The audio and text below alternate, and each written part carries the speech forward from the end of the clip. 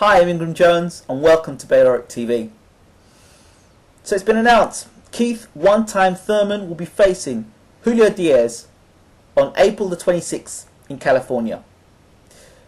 Keith Thurman stopped by to have a chat and to talk about the fight with Diaz, the proposed fight with Lucas Matisse, and a host of other topics and subjects. Of recent times, there's two ways of thinking about Keith Thurman. The first way of thinking is Keith Thurman, is a superstar in weighting and he's a world champion in weighting. The other side of thinking is, well, Keith Thurman, he hasn't really fought anybody yet, and when the first time he fights somebody decent, he's going to get beat. So there's two ways of thinking here. So I thought, you know what? Why don't I talk to Keith and find out what he thinks? So without further ado, I'll pass you on to Keith Thurman. Hope you enjoy the show. Take care. I'm making a move down here in Florida. Things are a little crazy, but all's well, man. I'm just getting prepared for this next fight and loving life, man. Looking forward to being the main event. Wow! So this is the first time you're going to actually be the main event on a big card. That's correct. How does it feel? It feels like a lifelong dream coming true, man. I've been dedicated to the sport. I've seen many people come up in the world of boxing from an early age, and it's just a blessing and an honor, man. I'm just glad to be where I am today. Okay, so the opponent, Julio Diaz, there was lots of talk about a potential fight with yourself and Lucas Matisse.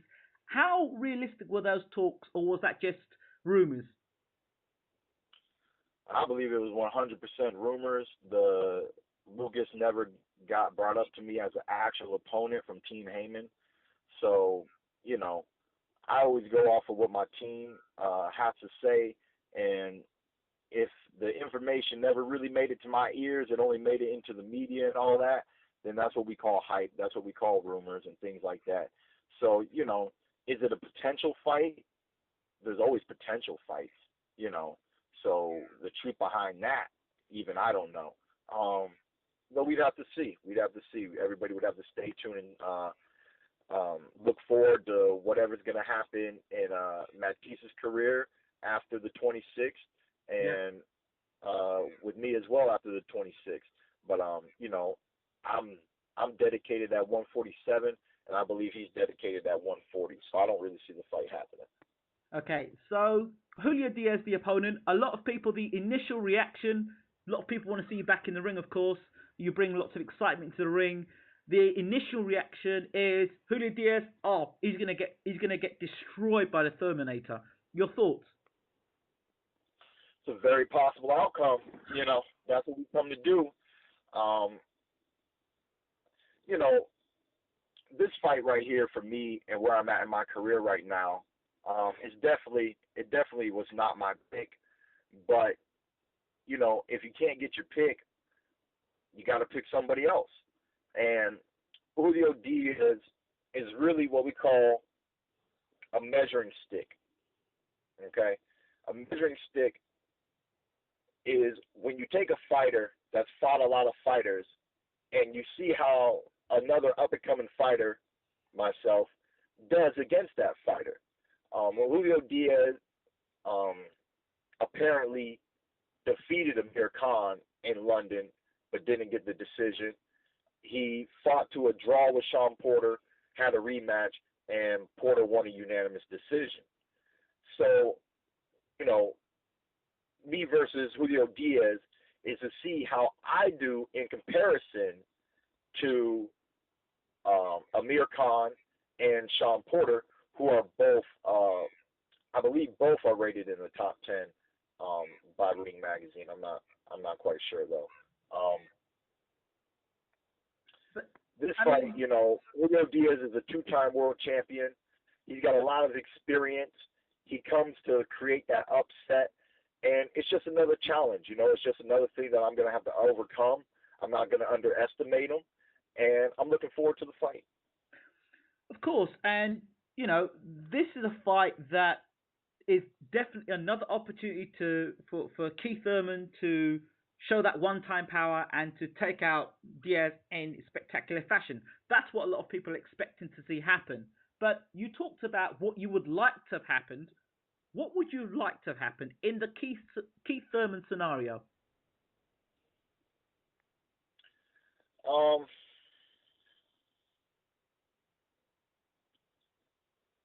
I would have liked a shot against anybody in the top 10, whether it be the Ghost who ghosted away from me last year, whether it be Marcos Maidana, Amir Khan, Porter, anybody, I mean, I got a lot of respect for all the fighters that I just mentioned, and I mean, it's the fight game. We know what the fans want, and they ended up shuffling the deck, and everybody got a good fight but me, to start off this year. Not saying that this isn't a good fight. It's just not what the fans truly wanted to see. From one time, I stated last year that I wanted to create some of the most exciting fights in the welterweight division. I'm a man of my word, but, the world of boxing takes care of business in a very political fashion. So I got to get past this obstacle right here, right now. We're training real hard. I'm about to be going to the gym after this interview. And like I said, man, I gotta do what I gotta do. But after this, moving forward, I'm expecting a top 10 fighter after this performance. Okay, now there's a few things. You know me, and I know you. We like to keep it real here, and there are a few things I'm going to ask. Question number one is: now you seem marketable. You have, great personality. You've always got time for the fans. You've got to bring an exciting style. Nobody can say that Keith Thurman stinks out the joint. So you're an exciting fighter. You've got knockout power in both hands. You can talk for the camera. You can talk for yourself. So it's not a case of marketing you. So what's the problem? Because there are some fighters out there. They say, "Oh well, he's ducking me, and he's ducking me, or he's dangerous."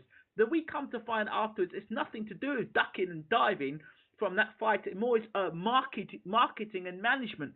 So what's the real story of Keith Thurman?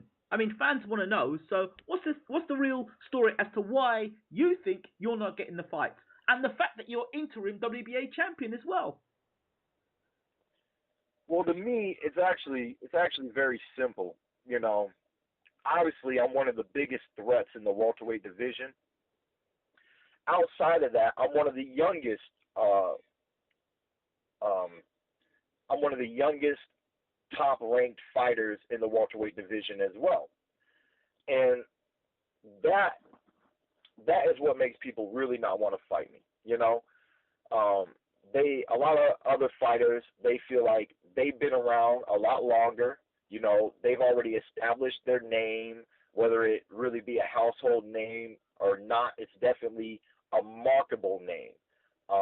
Like you said, it's not like I'm unmarketable, right. But these people have been on the stage and been performing, some of them 10 years before I even turned pro, So they have what I call spotlight priority, okay? They've been in the spotlight a lot longer. And with certain fighters not being as much of a threat as I am, other fighters are saying, hey, why take the risk?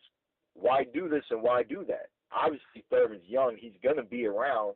I'd rather go over here and take this fight right now, get this name, add him to my resume, put a little bit more money in the bank before I have to go into that high-risk kind of scenario. And that's really what I see, as we step up the ladder one little notch at a time, we're gonna hit what I call the point of no return, where you will not see me fight anybody outside of the top 10, and that time is coming up soon. It's very near. So tell me the story of this WBA interim championship. Does that weight? Does that have any weight whatsoever? Because I believe the champion is Mayweather, right? It's Maidana. Or It's about Maidana, to be. sorry, correctly. Maidana, yes. Yes. So what happens now? If Floyd does what everyone expects him to do and put on a masterclass and beat Maidana, does that then make you the guy next to fight Mayweather? Because Mayweather's on his own agenda, so... I'm the guy next to fight anybody holding on to the WBA title. So if Mayweather wins, yes, I would be next in line. But, is Mayweather going to take the mandatory? Is he going to fight the guy nobody wants to fight or nobody wants to acknowledge, especially when I haven't even been given a chance to prove myself to any other top 10 fighter outside of Mayweather? It's a very complex situation, the one that I'm sitting in. But I'm young, I'm talented. I believe that the cream of the crop always rises to the top, and I'm just patiently waiting for my shot. Like I said, we're coming real close to the point of no return. So if my first true world title shot is against Floyd Money Mayweather, then that's just another dream come true, man. It's something that I've been waiting for my whole life, my whole career, is an opportunity to get in the ring and to fight the best of the best of the best. And that's what money truly is. But we'll have to see, man. I would love to fight him September 15th. But then again, like I said, they've yet to give me anybody else in the top 10. And we'll see what happens. But I hope after this performance that I do get to pop out of my interim world title and I get a true shot at one of the real champions in the welterweight division.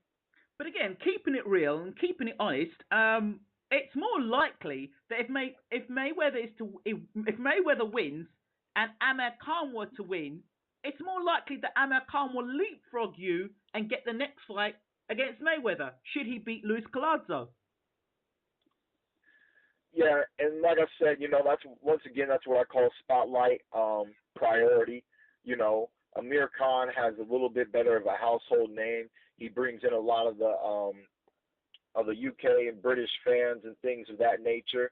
And from money's perspective, he probably will see better ratings in such a fight, and he probably even sees an easy victory in the fight.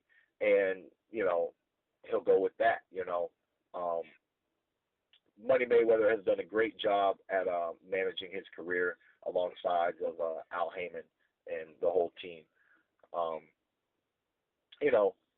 Like I said, we're going to do what we have to do, man. And I'm going to take care of whoever they put in the ring with me this year, just like I did last year. So, okay. So let's say let's put Mayweather to one side. Obviously, he's fighting Maidana. We can always come back to that. Let's talk about another fight here that's around the corner. We've got Shawn Porter versus Paulie Malignaggi. Your thoughts? Oh, that's a good fight, I don't know exactly if Paulie deserves another title shot right away, but that's somewhat debatable. But at the end of the day, it's a great fight, Shawn Porter is a young, strong, hungry champion, and Paulie's a veteran, who's been in there with plenty of world-class opposition, and he's got tremendously fast hands, good footwork, just a smart boxer all in all, but has no real pop, and can, he can sometimes crack under pressure. So it's a good fight, man. I enjoyed watching Paulie versus Adrian Broner. Right. And I didn't watch Paulie versus Zab Judah. I wasn't really interested in the fight, and I had him favored to win the fight, even though I heard he was an underdog when it came to the bookies or whatnot. So I told everybody who wanted to make money that weekend to bet on Paulie. Right. But it's it's a good boxing match, man. There's really no complaints on that fight. I'm looking forward to seeing the outcome of that fight. Okay, now let me slip your name straight back into that again. Now, I heard another story, and in fact, Kell Brook was talking about it, and Richard Schaefer, that Thurman Porter was the fight that was going to be made. What happened?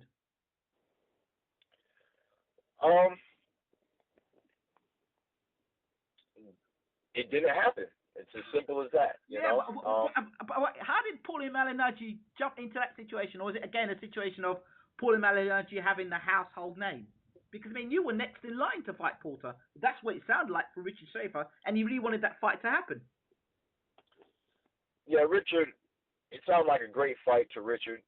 But, you know, I know Porter very well, and his father, and he was given an interview, and he straight up said that, you know, we don't need to fight Thurman right now.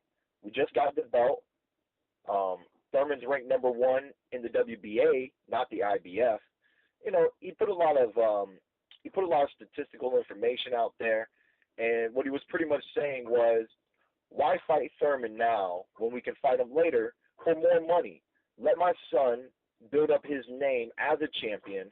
Let Thurman become a champion, and then let's fight for 2 belts instead of 1 belt, and let's both make more money at it. And then on top of that, his father also made the statement, why not have the winner of that fight Floyd Mayweather? Now, you know, like I said, I know that family very well. I respect them 100%. And his father's a smart man. And, you know, from a business standpoint, there's nothing wrong with that. What people need to understand is, if me and Shawn Porter were to fight, we are the 2 youngest undefeated welterweights in the welterweight division today, okay? Adrian Broner just got a loss. There are only 4 top 10 undefeated welterweights, starting with Floyd Mayweather. Then you get Kell Brook, who's never fought on U.S. soil, so a lot of people can care less about him. So you can almost just throw him away as if he doesn't even matter. Mm-hmm. No real respect, but that's how a lot of people end up looking at it. And you know, then you got Shawn Porter and you got myself. Right. So, you know, if we were to fight, if we were to scrap, you would be left with only one young, undefeated welterweight champion in the United States outside of Floyd Mayweather. And Floyd Mayweather is definitely not young. So, you know, why not put in stipulation that the winner deserves a money fight? It just, to me, I respect Porter's statement. It makes sense. It makes dollars and it makes sense, you know. It's a great fight. I'm looking forward to meeting up with Shawn sometime later on in our careers. It's definitely a fight that's destined to happen, especially as long as we both stay undefeated in this welterweight division. It's a great fight. It's a friendly fight. And, you know, but this is just one of those things that you guys are just going to have to hold out for. How long? Don't know. It might just be later this year. It might be next year. We'll have to see. Would a defeat to Paulie Malignaggi put that fight on serious hold? Paulie didn't put the fight on hold. No. If Paulie were to beat Porter, would that put that fight on hold? Definitely, I believe, because I'm pretty sure that Shawn Porter would want to make a comeback. Depending on how he loses, he might want a rematch, you know. So the fight would definitely be put on hold if Paulie wins the fight come the 19th, I believe is their date. Mm-hmm. And you know, that's why there's no guarantees in the world of boxing. There's no guarantees. My original trainer used to say, you don't have a fight until you're standing in the ring and there's another man standing across from you. So, you know, in the world of boxing, anything can happen overnight. One fighter's stock can go up while another fighter's stock goes down. We've seen it countless times, and that's part of the game. That's part of the sport. You know, I think that's why some people love boxing. You know, because some people love cheering for the underdog because you never know when he's going to come through and pull out that victory. Is there a real danger here, Keith, that you could potentially not get those defining fights necessary to prepare you for when you actually do take that world title fight? That, you know, you could be having these fights like the Diaz's and Diego Chavez and all these other guys that you knock over, but you may not get that fight that's really gonna prepare you for eventually that big world title shot against one of the top champions, for example. Is that do you think that's realistic? That's something that could happen to you and something you may have to face? No, tell me who out of my last 4 fights, tell me who you would replace to give me a better challenge and to prepare me for the world champion in the rankings. Because if I was to have to fight, let's say if Paulie was to win and I was to have to fight Paulie, right. You know, you're saying that fighting fights like Dijon Zavic and Diego Chavez wouldn't prepare me for a Paulie fight, right? You know, I'm prepared now, man. You know, and even Julio Diaz is a 2-time world champion. You know, his experience is what I'm looking forward to seeing. I only watched one tape on Diaz. It was him and Porter won, the first one that he fought to a draw. And instantly I could see that Diaz had a little bit better accuracy. And I do believe that that's because he is a veteran and he is skilled in the sport of boxing. Right. He might not be the same fighter that he once was, but he is still a tremendous fighter. I believe every fight that I'm taking is preparing me for any world-class fighter today. Now, when I ask you that question, I really ask you that question in really to respond to a lot of the online criticism of Keith Thurman. Well, you know, he hasn't really fought anybody that, you know, we're getting a bit excited about Keith Thurman a bit too early because he really isn't fighting the opposition necessary for him to fight a Bradley or to fight a Mayweather or to fight a Pacquiao. All these guys are kind of established, whereas Keith Thurman still hasn't really fought that opponent yet, that guy that really can say he really is the real McCoy. That's really what I question. Let's talk about those champions. Let's talk about Pacquiao. Let's talk about Timothy Bradley. Okay. Let's talk about their opponents. Okay. Let's talk about Manny Pacquiao versus Brandon Rios. I would knock Brandon Rios the fuck out. Okay. Okay. Good. So that stuff is stupid, man. These champions aren't even fighting champions. These champions are not fighting the best in the division. Okay. Yes. Timothy Bradley fought. Pernovikov got dropped several times. If he would have met Keith Thurman that night, he would have got defeated. Okay? So, you know, to say that Keith Thurman has fought nobody, let's flip that around and let's say nobody has fought Keith Thurman. You know? I'm ready for war, man. I'm a soldier. I'm ready for war. I was bred for the battlefield since I was 7 years old. I was bred, you know, from a man that went to Vietnam. He was treating me like a young soldier boy, having me doing the push-ups, the sit-ups, running 8 miles at a time, you know. I've been preparing my whole life for this. There's no champion that I'm afraid of. There's no champion that I'm not prepared for. And if I'm going to get beat, then beat me. Beat me. I'm waiting to get beat. I'm undefeated. I can talk as much shit as I want to talk. You know what I'm saying? That's it. See, that's why we love you, Keith, and that, you know, that's why I love speaking with you because, you know, I've spoken to you on a number of occasions. I have no doubts in my mind that you're the real McCoy. But, you know, when I constantly go back and I listen to a lot of the stuff that's said on the internet, and I say, you know what? Let me know. I'm not going to bring this to him, but what I'm going to do is going to ask him the questions so that he can answer back to those fans and those people that may say, oh, well, Keith Thurman is not doing this and Keith Thurman is not doing that. There are a lot of fighters that I can mention that haven't fought any top 10 legit fighters or even top 20 legit fighters that are getting full of praise at the moment. But you've gone in with some decent fighters. And you know, you heard yourself as say, you know what? I want to fight the best there is out there, without no shadow of a doubt. But you can see in the welterweight division, there's a lot of chess moves being played to prevent you from actually wanting to get in there with the best. It's not your fault, but there's a lot of games being played at the moment. Definitely, man. Like I said, you know, they're shuffling the deck. Everybody's fighting everybody else, and you know, they're discarding me. You know, when you go to the casino and you get on the table and you play blackjack, and you know the dealer shuffles the deck, and the first thing they do is grab the one part on the top of the deck, you know, and they toss it to the side, you know, and I feel like that's what's happened to me at the start of this year.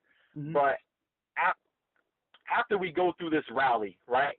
Mm-hmm. After we go through the 19th, after we go through the 26th and May 3rd, you know what I mean? We're going to have a brand new fresh deck. It's all going to have to get reshuffled. There's going to be new fights that need to be made, and you can guarantee that they're not going to discard Keith Thurman another time.